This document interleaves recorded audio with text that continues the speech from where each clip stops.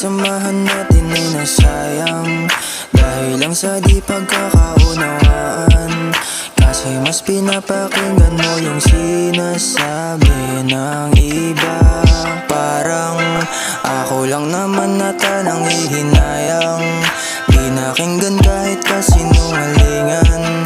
Paano makakalaya kung hanggang ngayon ay naiisip ka? Bakit ko nararamdaman to? Ba't nawasak yung mundong binuo?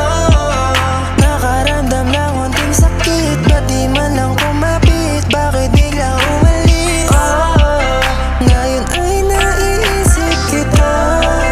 Ako ba'y naiisip mo pa? Nahihirapan akong tanggapin ang katotohanan yun tayo wala na kasi kahit masakit patuloy parang kumakapit. Sa alaala mo na panay ang lapit sa akin lalo pag nakapikit. Ikaw pa ba ang gilid? Tanging tanong ko lang ay bakit? Pareho ba tayo ng nararanasan? Mga puso ay parehong nasagad.